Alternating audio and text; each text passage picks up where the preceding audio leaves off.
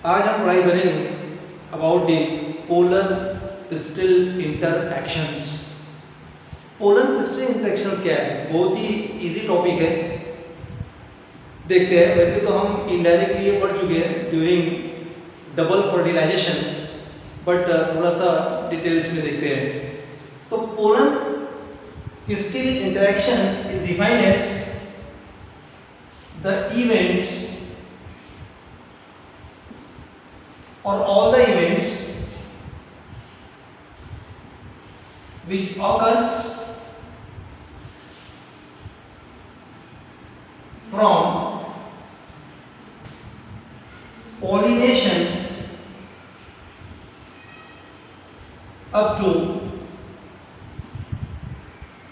fertilization are called polar crystal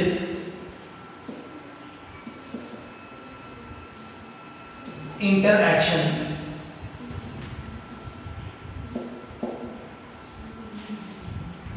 तो pollen pistil interactions का मतलब होता है the interaction in between the pollen grains as well as the stigma, that is also called the pistil hair. इसमें कौन से events आते हैं और कहां से होता है ये स्टार्ट?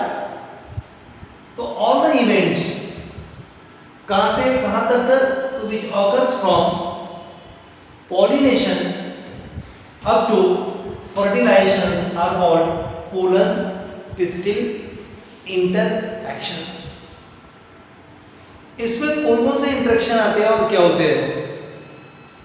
एक चीज तो पहले मैं आपको ये बताता चलूं कि जब पॉलिनेशन होता है तो it is not guaranteed that during pollination the pollinating agents deposited the right types of the pollen grains on a stigma. कहने का मतलब ये है कि ऐसा जरूरी नहीं है कि पॉलिनेशन के दौरान पॉलिनेटिंग एजेंट के जरिए जब पोलन ग्रैन ट्रांसफर होता है तो जो स्पीशीज का पोलन ग्रैन्स है वो वही स्पीशीज के प्लांट्स पर जाकर ट्रांसफर हो जाएगा या वो डिपॉजिट हो जाएगा। नहीं, तो ऐसा होता है कि बहुत बार अदर स्पीशीज के पोलन ग्रैन भी स्टिग्मा पर डिपॉजिट हो जाते हैं। उनका क्या होता है, उनके साथ में क्या इंटरेक्शन होती है, तो वो जर्मिनेट नहीं हो पाते हैं। राइट टाइप का पोलन ग्रैन्स ही अगर स्टिग्मा पे ट्रांसफर होता है तो देन वो जर्मिनेट होता है और आगे की प्रोसेस होती है। तो इसमें आगे हम देखते हैं this interaction includes deposition of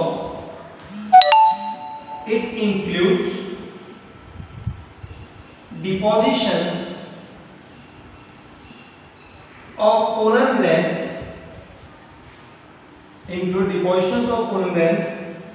on stigma. ये एक इवेंट्स हो गया। दूसरा event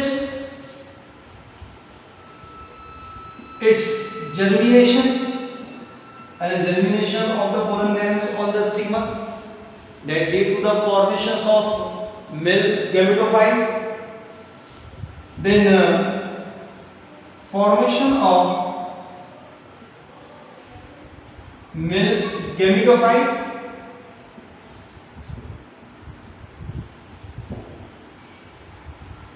with pollen tube and male gametes।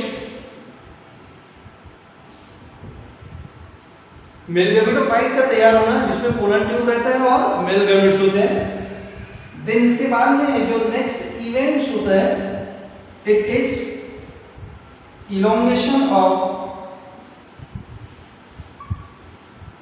Pollen tube, then injury of pollen tube into ovule। इसके बाद में fertilisation.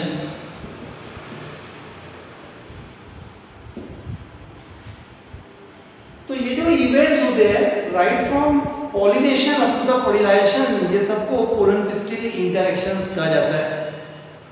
As I told you कि जो क्रॉस पॉलिनेशन होता है, the cross pollination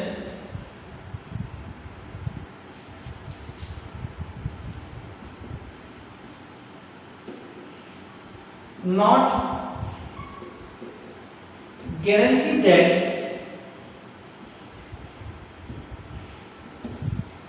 the right type of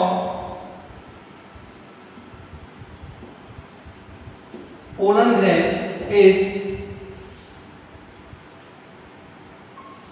deposited on stigma always।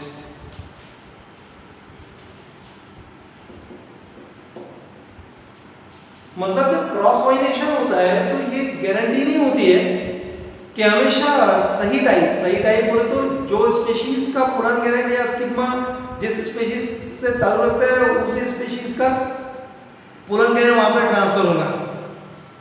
क्योंकि मैंने पहले ही बताया था कि pollinating agents are not aware कि they are brings about pollination. उनको ये पता नहीं होता है कि वो पोलन ग्रेन्स को उठा के बराबर जैसे भाई कि गुलाब के फूल से अगर पोलन ग्रेन को उठा रहे हो वो एक फ्लावर से तो दूसरे वाले भी फ्लावर गुलाब का ही रहेगा उस पर ट्रांसफर करेंगे। या चलो ठीक है ये तो इंसेक्ट की होगी, अगर हवा चल रही है तो ऐसे नहीं है कि हवा एक फ्लावर है अगर जैस्मिन का या मेज का दूसरे वाले वहां से पोलन ग्रेन उठा के वो बिल्कुल मेज के ही फ्लावर पे ट्रांसफर करेंगे, ये भी कोई गारंटी नहीं है।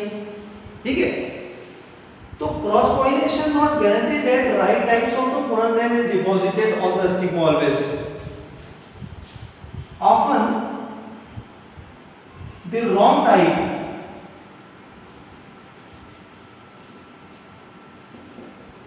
of pollen grains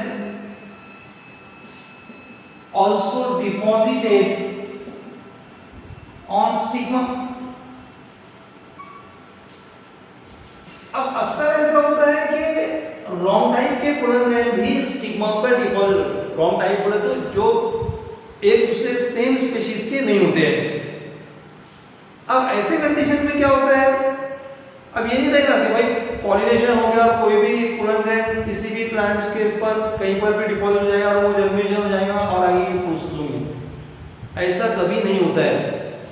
you know fertilisation is always species specific, यानी जो स्पीशीज के मेल गैमेट्स होते हैं उसी स्पीशीज के फीमेल गैमेट्स से मिलते हैं, चाहे फिर वो एनिमल्स रहे या प्लांट्स रहे, ऐसा सभी में होता है। यहाँ पर भी वैसे होगा प्लांट्स में। अब फर्टिलाइजेशन के लिए जो रिक्वायरमेंट है वो होता है पॉलिनेशन। तो फिर शुरुआत तो ऐसी होगी ना कि पॉलिनेशन में अगर राइट टाइप का पोलन ग्रेन्स ही ट्रांसफर हो रहा है तो आगे उससे मेल गैमेटोफाइट तैयार हो गए, मेल गैमेट तैयार होकर फर्टिलाइजेशन होना। लेकिन अगर वो रॉन्ग टाइप का है और वो डिपॉजिट हो गया और उससे मेल गैमेटोफाइट तैयार हुआ तो क्या उसको भी फर्टिलाइजेशन हो जाएगा क्या? नहीं, ऐसा नहीं होता है। तो भाई यही यहाँ पर मजे की बात है और इंटरेक्शन में यही खासियत है कि क्रॉस पॉलिनेशन में ये तो गारंटी नहीं है कि राइट टाइप का ही डिपॉजिट होगा, वो राइट टाइप का भी डिपॉजिट होता है लेकिन रॉन्ग टाइप का भी डिपॉजिट हो जाता है। तो if pollen grain is right type, यहां पर right type का मतलब होता है जो स्पीशीज के फ्लावर का स्टिग्मा है उसी स्पीशीज का पोलन ग्रेन होना चाहिए। तो if the pollen grain is the right type, it is only then it is recognized by stigma and allow it germination। यानी स्टिग्मा क्या करता है, अगर वो सही टाइप का पोलन ग्रेन है तो उसको पहचानता है। यही तो खासियत है ना इंटरेक्शन में कि कुछ तो भी ऐसी चीज है कि जो स्टिग्मा वगैरह जो है पहचानते हैं कि ये अपनी ही टाइप के अपनी ही किस्म का पोलन ग्रेन है या नहीं है। तो अगर वो राइट टाइप का होता है पोलन ग्रेन तो स्टिग्मा जो होता है उसको रिकॉग्नाइज करता है और तो और उसको अलाउ करता है जर्मिनेशन के लिए। तो allow it to germinate and further process और द फर्दर इवेंट्स ऑकर्स जो कि पोलन पिस्टिल इंटरेक्शंस में आएंगे इट इज रॉन्ग टाइप, मतलब अगर वो रॉन्ग टाइप है, ठीक है, इट इज नॉट कॉम्पैटिबल, इनकॉम्पैटिबल है, तो क्या होता है, stigma rejected it and it does not germinate. Stigma उसको रिजेक्ट करता है और उसका जर्मिनेशन नहीं होता, जर्मिनेशन ही नहीं होगा, बाद में वो डीकंपोज हो जाता है, डीजेनरेट हो जाता है, जर्मिनेशन ही नहीं होगा, तो फिर आगे उससे मेल गैमेटोफाइट नहीं बनेगा, और मेल गैमेटोफाइट ही अगर नहीं बनेगा तो फिर कोई प्रोसेस ही नहीं होगी, ना पोलन ट्यूब बनेगा, ना उसका इलॉन्गेशन होगा, और ना ही आगे मेल गैमेट्स फीमेल गैमेटोफाइट तक ले जाएंगे, मतलब ना तो फर्टिलाइजेशन होगा। तो फर्टिलाइजेशन तभी होगा जब मेल गैमेटोफाइट तैयार होगा, और मेल गैमेटोफाइट तैयार होने के लिए पोलन ग्रैंड को स्टिग्मा पहचानता है कि वो अपना है या किसी और का है। मतलब ये कि फ्लावर का स्टिग्मा पॉलिनेशन होने के बाद, उस पॉलिनेशन के दौरान ऐसा होता है कि there is a transfer of the pollen grains from anther to the stigma of the any type. कोई भी टाइप का, कोई भी प्लांट के, अलग अलग प्लांट के स्पीशीज के पोलन ग्रैंड जो है किसी पर भी ट्रांसफर हो जाते हैं, लेकिन ईमानदारी जो है वो स्टिग्मा की होती है। अरे यहाँ पर वफादारी जो है वो किसकी है, स्टिग्मा की। अरे स्टिग्मा इतना वफादार होता है कि कभी अपनी नीयत खराब नहीं करता, मतलब वो ये नहीं देखता कि पूरे पोलन ग्रैंड तो है, आने दो किसको भी, जो भी पोलन ग्रैंड आएगा तो उसको वो जर्मिनेट करने देगा और फर्टिलाइजर बोले अपना काम तो हो जाएगा, ऐसा नहीं होता है। यानी वो वफादार रहता, वो तभी पोलन ग्रैंड को जर्मिनेशन को अलाउड करता है जब वो उसी के टाइप का, यानी राइट टाइप का पोलन ग्रैंड होता है, और फिर मेल गैमेटोफाइट तैयार होता है। और मेल गैमेटोफाइट तैयार होने में जो मेल गैमेट्स और पोलन ट्यूब तैयार होता है, वो पोलन ट्यूब का इलोंगेशन होना, फिर वो male gamete non motile male gametes को पोलन ट्यूब के जरिए ओवरी तक ले जाना, ओवरी से ओवल तक ले जाना, फिर ओव्यूल में अंदर जाना, देन ओव्यूल के बाद में फीमेल गैमेटोफाइट के अंदर जाना, फिर फीमेल गैमेटोफाइट के अंदर of course to the side of the synergid, then उसका टिप बर्स्ट होना, फिर उसके बाद में मेल गैमेट्स का रिलीज होना, फिर दो मेल गैमेट्स में से एक मेल गैमेट्स का एक सेल के साथ में फ्यूजन होना, दैट इज फर्स्ट फर्टिलाइजेशन, और दूसरे वाले मेल गैमेट्स का सेकेंडरी न्यूक्लियस के साथ में फ्यूजन होना, that is called the second fertilisation, and double fertilisation की प्रोसेस होती है। तो ये जितने भी स्टेप्स है, जितने भी इवेंट्स है, all this events and step together known as pollen pistil interaction. तो ये हमने इसके बारे में पढ़ा है, ठीक है। अगली बार हम इसके आगे का डिस्कस करेंगे। Thank you.